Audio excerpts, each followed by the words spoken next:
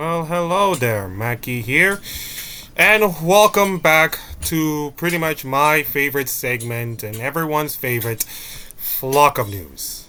Now, I know this webcam is kind of different here, but bear with me. This is just the same me. So, nothing's changed. Webcams might change, apps might change, the world may change, but League is nothing the same. And unfortunately, we have to make a slight alteration into the days remaining in the World Championship calculation. It is no longer 68 days. Sadly, it is now 82. We are now officially 82 days from the first World Championships that is going to be taking place in China on October 14th. Why do I have to mention all of this? Because Sheep Esports just confirmed the whole thing with Riot, and this is official right now. So, here is all you need to know about the World Championship that is taking place. On today, the dates for the 2025 World Championship as the stadiums will be commencing. Now, in case you haven't noticed, China hosted 2017, in which Samsung Galaxy won it, and in 2020, when Damwon Kia won it, Damwon Gaming, mind you, turning to Damwon Kia. But that was a really different year because, of course, it was COVID. Most of the matches were indoors, exception to the finals, of course. So we never got a little bit of a proper tournament, to be honest. And I feel like that this is due. This is so due, of course, because Europe has hosted a couple of bids. North America have their one. It's time for China to have their own worlds, of course. It's time to have their own world's performance. So, October 14th to November 9th, this is a brand new day. Write it down, everybody. Just write it down. And they will be taking place in all three different stadiums in the country. Now, the first tournament will be taking place at this stadium. Oh, sorry, I had to switch my marker here. Okay, this stadium, the Beijing Smart Sports Center in Beijing, which is only 2,000 capacity, of course, not as much, but there you go. That will host the play-in matchup between the LCK 4th seed and the LPL 4th seed to determine who will win. Sort of like the Worlds qualifier with BDS versus Golden Guardians years ago. So it's kind of like that. Though the winner of the play-ins will be going into the 16-team Swiss stage. Yes, Hakeem, the Swiss and knockout stages still exist. I just throw my hands and just kind of give up at this point. That will be taking place, and all the matches, the play-ins, the Swiss stage will be taking place at the 2,000 capacity stadium. Next, the quarterfinals and semifinals. It will take place at the Mercedes-Benz Arena in Shanghai for 18,000 capacity. It says that from October 8th to November 2nd, it will take place at this stadium, which hosted the Valorant Masters last year. And here's the kicker. Here's the real interesting kicker, of course. No rest days. No rest days from the quarterfinals and semifinals. So quarterfinals and semifinal matches take place. Then no rest. Semifinals and semifinals. And that is going to be insane for the mental, of course. That'll be really insane for the absolute mental of some of the players, of course. But who do I to talk about it? The Grand Finals of Worlds, will be taking place at this beautiful multi-purpose gymnasium in the Dong'an Lake Sports in Chengdu for 18,000 fans. Pretty modern stadium, of course. Tickets are not even on sale right now. They're probably going to be with scalpels, of course, and all this kind of stuff. So, yeah, what do I think about this? I think these are three awesome stadiums, of course, to host pretty much huge finals. You got the 2000s. I mean, last year, if you're going to go last year Worlds was taking place in the studios, in the LEC studios, and I have to be honest, it's kind of feel flat to me. It felt flat. It didn't feel like an atmosphere, of course. Now, I get that the stadium is going to host 2,000 people. for the playing stage, but you can look at this and it's just a much better atmosphere, a much bigger atmosphere than you have like the LEC studio. So it's only 2,000, but I just look at this and say, this kind of feels like 3,000-4,000 with like plenty of fans, of course, mostly T1, of course. We'll get to that later. Lots of Chinese fans gonna show up, most of them traveling and all kinds of stuff. So that is going to be handled. And then you got the huge stadiums. Your 18,000 stadium for Mercedes-Benz. Your 18,000 stadium for, like, your grand finals. Those are going to be huge. Those are going to be huge. Especially for a grand finals like this. Now, ticketing is going to be a real pain, of course. Because we've all seen for the last couple of years. Ticketing and scalping, they exist in these situations. But I want to know how will Riot handle the situation.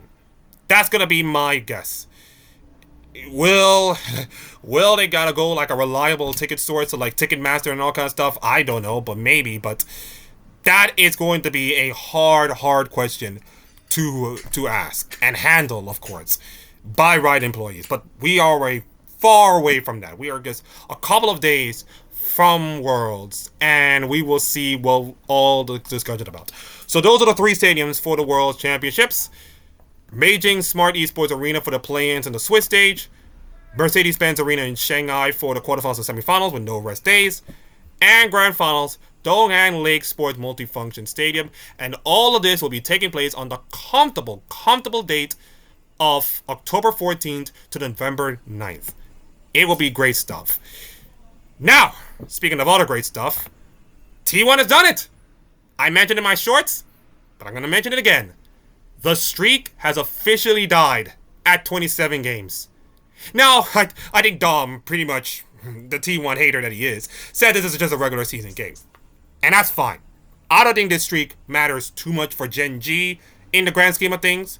I think if you're a Gen.G fan, you must be feeling like you lost the streak, but does the streak ever matters? Not even close. It's probably mostly LCK and winning Worlds. That's the only thing that matters to Gen.G. The streak is a nice kind of like condiment, of course, but people, let's be honest, nobody's going to remember Gen.G's winning streak unless they actually win something. And they did. They won MSI, they won EWC in most cases. So that is pretty much memorable, of course. But now the real season begins, in which like you're going to face T1 again twice, and you're going to face like Honor Life Esports twice.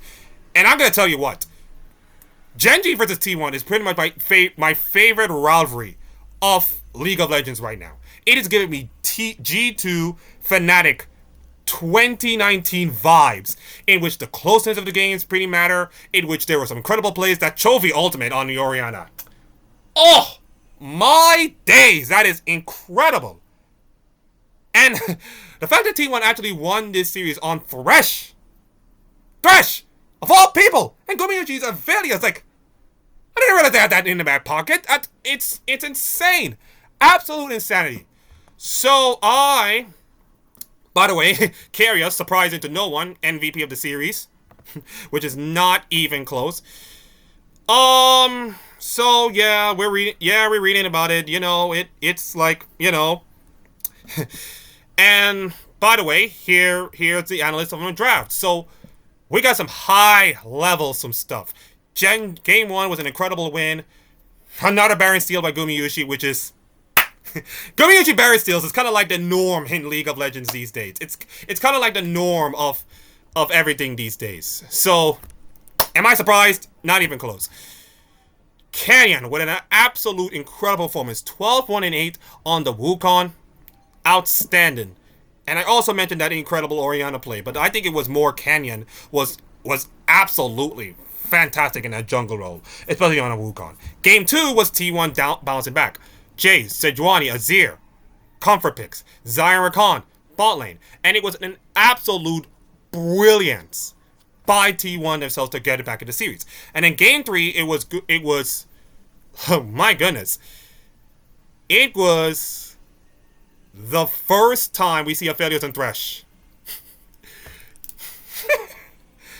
Yes, Gumayuchi and Keria brought up Aphelios Thresh for the very first time in competitive play. And they actually work. In fact, let me just play the video right now to see how incredible that was. He's already a juke, okay? That's alright, Kerry with the flash play. Onyx looking to go on in as well, but the Arcane Storm wants to take down the tick. One more tick will do it, but it's not going to connect. As now the cask will deliver Canyon to his death potential. He did have to subjugate there. And oh my god, Onyx survives. The headbutt to get Gumiishi out of here, but he is an absolute demolition machine. And Gen.G, they might be staring down the barrel of not their dead. first loss of the season. Good pun, Alice. Good pun, Alice. Keen, and trying to look for a counter pick. The hook hits him. He does manage to at least get Kerry. He's flashing in. Keen is trying. Keen is absolutely trying. But the turret is gone. He's also going to be able to get and a little charge, and that will help and take down that's a Brazilian. This guy's in. It is built different, ladies and gentlemen. Also, owner, incredible Zin player as usual. And also, they give us the Brazilian score of 7-1. And a 4,000 goal lead. So, they got no chance. Gen.G got absolutely smacked down to earth. Literally. They got absolutely smacked down to earth. And by the way, tomorrow's matches, of course, will be taking place at Honda Life Esports will take on KT Roster. And D Plus will take on Kia. D plus Kia will take on BNX. And then we'll have T1 versus Nonchalant Red Force, and Freaks will take on DRX. So it's Rise Group and then Legends Group back to back in all 3 days. And by the way, this is taking place in T1's home stand, by you. So T1 got end the streak of Gen.G in their entire homestand. That is wild. That is incredible. And let's be honest, I feel like there are two teams that I feel like Gen.G could end the streak. It's either Honda Life Esports, which we didn't get, and T1, which is like surprising to like no one, but pretty much everyone, of course, including myself. So for that to happen, it's incredible.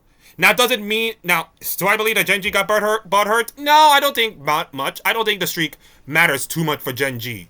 It's Worlds or LCK or bust. Pretty much simple.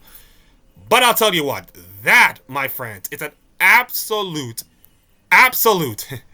incredible stuff, for T1 to come in into the homestand and actually knock off the MSI champions, the EWC champions, the team that actually came close to losing to T1 in both cases at MSI, and to knock them out and put up an impressive performance in Game 3 to say to Gen.G, hey, listen, you're the MSI champions, you're the EWC champions, but hey, in Worlds or international events, we are still the best team ever. You have to knock us out our perch in order to do that. And I'll tell you what, T1 Gen.G 3 times over would be absolute cinema. I think we have to go to the esports charts to showcase how absolute cinema this has been. I bet you right now this is going to break viewership. This is going to break absolute viewership. I got full confidence this is going to break viewership. Now, let's just see. Okay. And by the way, we got other news that's going to talk about. We're going to talk about Billy Gaming and getting the 50th million jungler in a row. So if you like this video and all kind of stuff, please like and subscribe and all those kind of stuff so we can get this algorithm going. And more league content. I'm going to probably do a TFT one coming pretty much soon or something, as, the set 15 is about to go live in a couple of days. That will be something. So if you want more content, please like and subscribe and all that kind of stuff.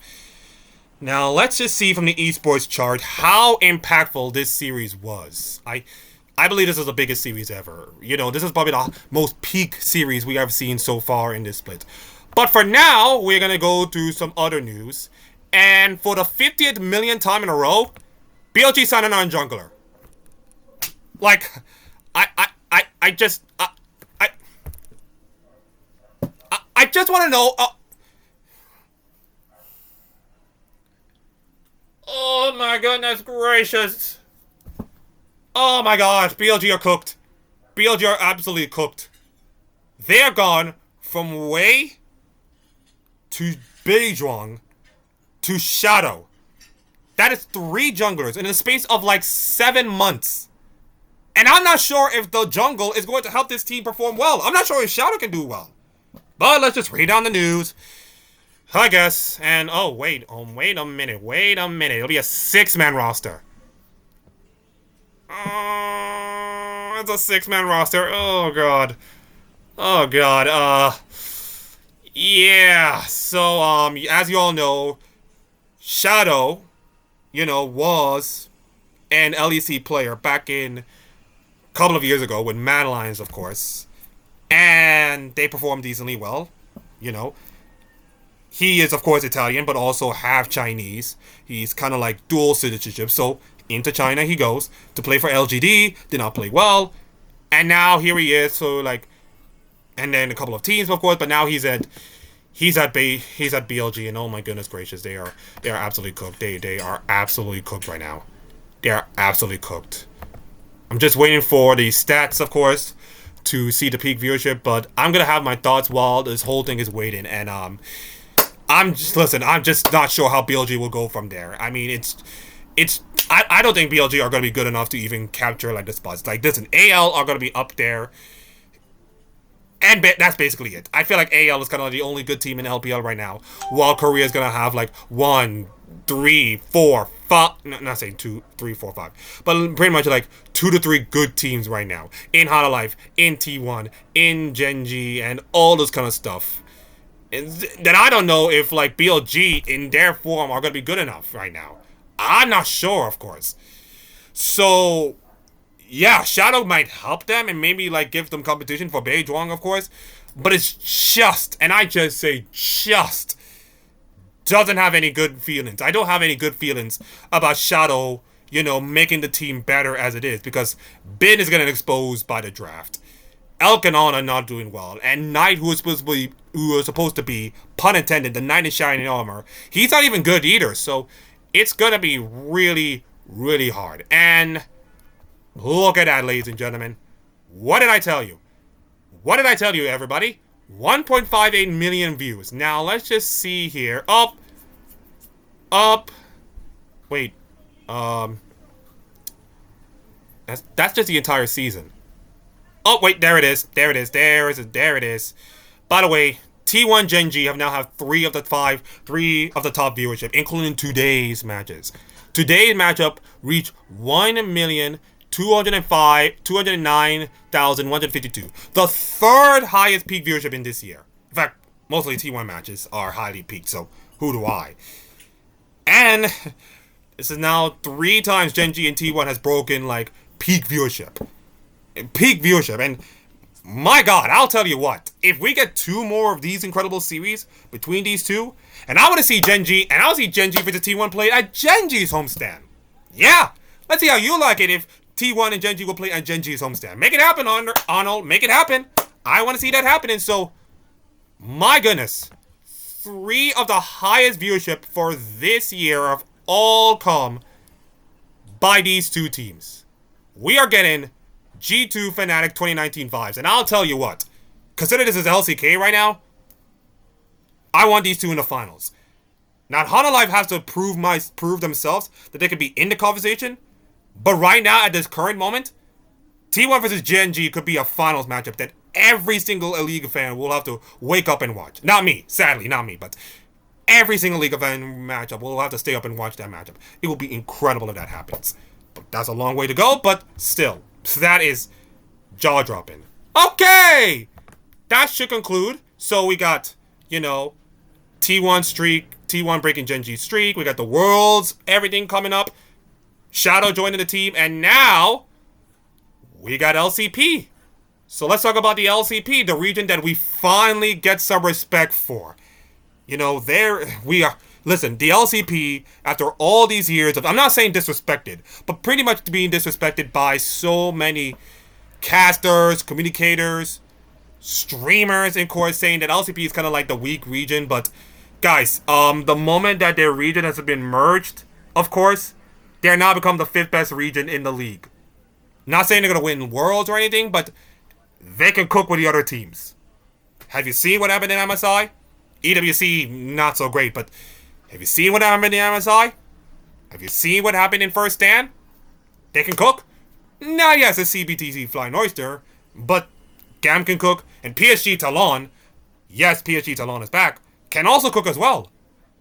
And with all of their ingredients and all the ingredients that are taking place, including a few Japanese and a few other teams, of course, we have culminated ourselves into the grand finals, the LCP season finals that is about to take place. So, Akeem, let's just talk about the details about the LCP semifinals.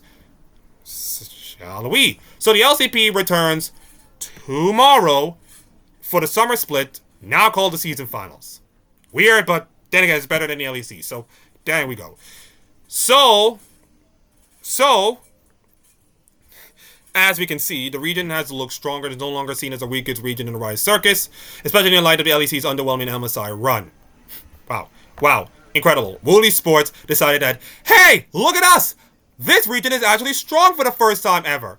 And it's like not a weakest region, so that means everybody get respected. Great! Wonderful job! And then they actually did the classic Riot thing of saying, oh, but LEC kind of underperformed at, MSI, so it doesn't matter. But hey, listen. Credit given is credit is due, okay? Credit given is credit is due, okay? Yes, MSI have a weak split, pretty much top to bottom, but at least, the LEC did fine in EWC, so it's like no panic, not pushing the panic buttons in LEC right now. But if the MSI split is going to reflect what happens in Worlds, then I think all bets are off. All bets are literally off. But for now, the LCP are looking pretty much a better region. Better than the LEC. That is something I never get to say in about a couple of years, but here we are. Now, for the format. And I believe I have to go to Twitter in order for that to happen. I have to go to X, by the way, in order for this to happen. But I think there'll be more detail. So, let me just read and show you the picturesque. And then probably said the statement from Riot. Is that 8 teams will compete in the season finals. The top 4 teams of mid-season are seeded into the contender group, while the bottom 4 are go to the breakout group. I think I already mentioned this in my my road to MSI programming, but in case you're living on a rock again, sorry that I have to hammer it home again, but I have to because, thoughts. Each group plays single round robin, with all matches being best of 3 and fearless. After that, 4th place from the contender group faces 1st place from the breakout group, and then 3rd from the contender group faces off against the 2nd from the breakout group. Winners move up to the contender group for Phase 2, while losers drop to the breakout group. Phase 2 features a double elimination bracket within each group. At the end of it, all teams from the contender group and the top 2 from the breakout group will qualify for the playoffs, and then the playoffs will go from there. Top 3 teams go to Worlds. Now, here is where the kicker comes in. Here's where the promotion relegation kicker comes in. Now, there will be 2 promotion tournaments to determine who qualifies for the LCP 2026. The first is the regional merit bracket, a best of 5 single elimination matchup between 2 teams. The lowest ranked guest team from a region with multiple guest spots in the 2025 season finals, and the regional champion from that same region. The winner qualifies for the LCP 2026, while the loser returns to their regional league. That'll be rough. And the second is the free-for-all bracket, featuring 5 teams, champions from 3 regions, not involving the regional merit system, the lowest ranked guest team from the 2025 season finals, and the LCP wildcard champion. Only the winning team qualifies to LCP 2026, the others return to their respective regions. So, again, we gotta go to X and trying to visualize this whole thing. Now the LCP will return, and there's a lot of transfers, and I mean a lot of transfers. So much transfers that's going on right now. Again, gotta have to visualize these whole thing. And by the way, we got MGN versus DFM. Team Secret will take on PSG. And in day 2, we'll see the clash of the Titans in the LCP with Garen versus CTBC Flying Oyster. And, by the way, it will be 1v1 for side selection with Akali, Bar, Nidalee, and Zed as their new champion picks. Now, we got a lot of stuff to go through. We have a lot of stuff. So, first off, the transfers. We got a lot of transfer talk to talk about. And we're not going to go too deep, of course. We're not going to go that too deep, of course, in terms of transfers. But the transfer is going to make a lot of sense in all sense of the word. So, as you can see from the LCP account, we got some big transfers. Really big transfers. So we got Why Not in phrase for Zeranas, Slater in for Hosia, Citrus was gone for Violet, Citrus are going to Violet. Chica will be playing and going out with Go1. Maple, y'all know Maple. Hasman is going in. He's going to replace Fofo in the mid lane, and that's pretty much something. Johan is going to be in, and Pun will also be in as well. So some notable transfers, of course. And then, of course, the promotion relegation part 1. I hope there's a part 2 about this. I think they're showing. So here we are. This is the promotion relegation. Here we are. This is the promotion relegation kind of niche into all of this. And there's a question, of course, from one of them. And then, of course, the ecosystem. Of course, we got the partner slots, the CFO, PSG, the Hawks Gaming, and Gam Esports. And then you got the guest slot, which is MGN, Team Secret, DFM, and Chiefs. Those two, the two teams will go to the LCP promotion relegation thing with the domestic wildcards from the winning teams from all those regions plus the wildcard. And it's based on season final standings. 2 guest teams will have to participate in the LCP promotion, of course. Then we click over here, and we'll determine the guest slots and all kinds of stuff. I'm not gonna go reading all these things, you guys. I talked about it twice, so I'm not gonna go over again. Here's some visualizations, of course, to talk about the regional merit bracket and then the free for all bracket, of course. And finally, it's the promotion relegation that will take place on the 1st and 4th of October. So that's gonna be before Worlds and all kinds of stuff. Yep, so there it is. Kind of between LCP season finals and then kind of between Worlds. So that will be taking place at the arena in Vietnam. And then, of course, the season finals format as per usual. So let's just see. Let me just see. Okay, there. And away we go. This is the format. I already mentioned about this. So here's some visualization. Then the group stages, best of three brackets, single round robin, and then contender group, and then breakout group will face each other, and then winners, and I think winners will go into that stage. The losers will also go to that stage, and then we'll have a double elimination best of 3 in both stages, and then we'll have the playoffs as regular, of course. And then we'll get the first part of the playoffs and then the grand finals. 2 teams here and 1 team there will qualify for Worlds. And then we'll have the best of 5 finals to determine like seeding and all kinds of stuff. Even though like when Swiss stage, I don't think seeding matters. But I just hope that listen, Riot, if you're going to have to do a proper seeding, at least do it from like, the rankings that you did, the global standings, If you're going to properly see the teams for the bracket stage and determine the matchups for Swiss, why not just do the rankings? Just do what the global rankings have done, okay? Just do yourself a favor and use the global rankings as your barometer in order to determine rankings. So that's my 2 cents about the whole thing. So that's the LCP for you. And now it's time for us for our statement by Riot about the LCP. This is weird. So Riot Pirate Plitch said, "We want the LCP to be the most viewed league in the world." Yeah. Not by LCK. Look at LCK right now. Not even close. Not even close. But I see you're trying. You're trying your best. You're trying, but not even LCK. You can't even reach LCK numbers. But again, you're trying. So after coming close to defeating T1 in the MSI at the MSI Invitational and taking out European Moe Victor Koi, CTPT Flying Oyster is a continual rise of the team. Now, in an interview with Sheep Esports, the region head product Tree Pillage discussed the league's growth financial landscape and potential expansion to 10 teams and launch of new regional leagues in Southeast Asia and what the future holds for Oceania. I think the 10-team part is going to be I think the 10P part will be huge. So let's just go through I think I have time. Yeah, I have time. So could you introduce yourself and walk us through how you end up in the current situation? So his esports journey come back in 2012 with Wargaming Net and is in Paris. So he moved into Riot in 2014 with the EC with the European Challenger Series, which is the second tier below the EU LCS at the time, called the LEC, and unfortunately with the ERLs. And he's looking for he joined EA. We could say all about EA, of course. FIFA and Apex, of course. You came back to Riot in 2023 to work on Valorant, of course. And, of course, with the Southeast Asian scene, which is, by the way, I'm going to say this right now. Southeast Asian Valorant is getting mighty good right now. It's getting mighty good, especially with Paper X actually won in Masters. So Southeast Asian League, Southeast Asian in Valorant is getting really good, of course.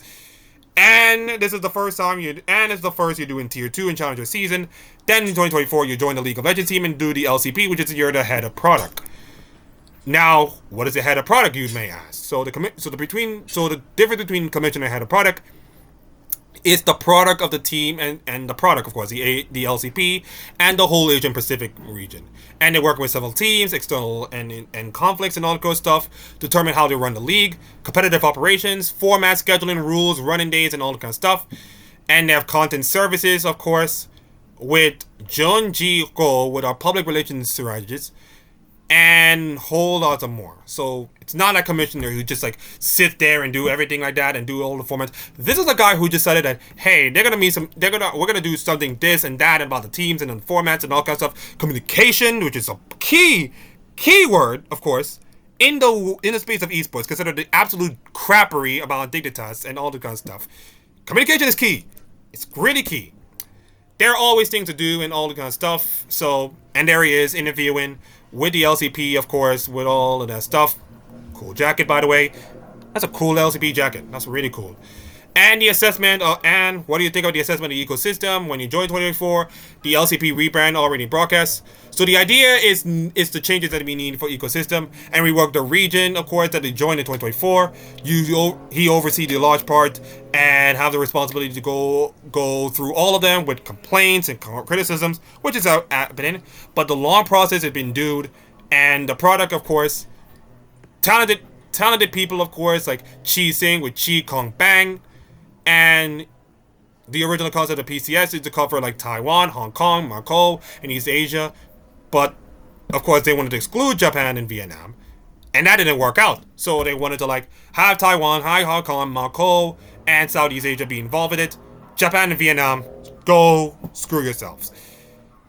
Now that plan was pretty bad, of course.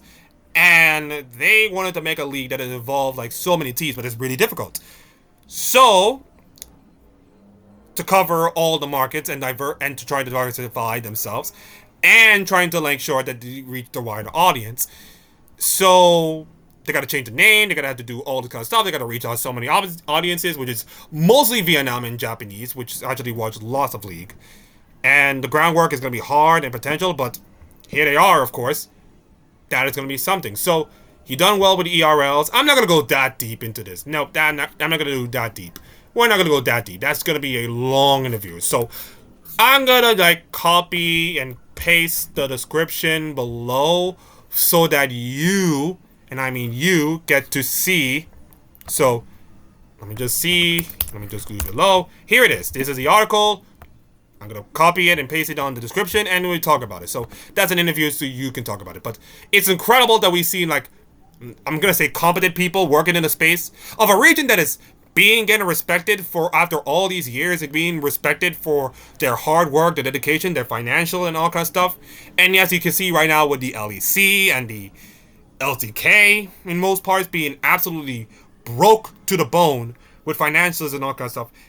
I mean, the LCP is financially on a loss as well, but it's the return on investment that is important. And of course, the return on investment, and it's not just like wins and other kind of stuff, it's return on investment in finances, the expenditure and all kind of stuff, the sales, the contracts and all kind of stuff, and those are important. So, and the fact that he is actually fixing this whole thing, bringing Vietnam, bringing Japan, which is not easier to do, and to make the LCP like a region that is going to be stronger, like not just this year. I mean, this year, the LCP is stronger as it is, but for years to come, I gotta tell you what, if you're the LCS right now and the LEC, you're gonna be quick in your boots knowing that the LCP are gonna come and be like the stronger region for years to come, competing with the LCK, competing with the LPL.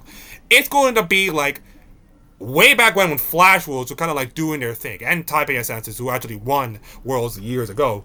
But it's going to be a really big thing, of course, to see like the return of LCP and Asian Pacific being so good and being competitive. That's what we want from a region like this. Yes, this region may not win Worlds, although they won once.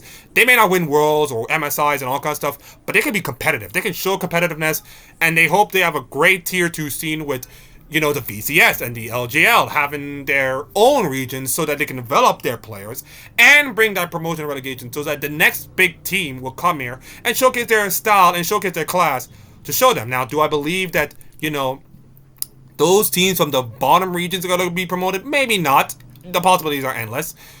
But stability is the name of the game.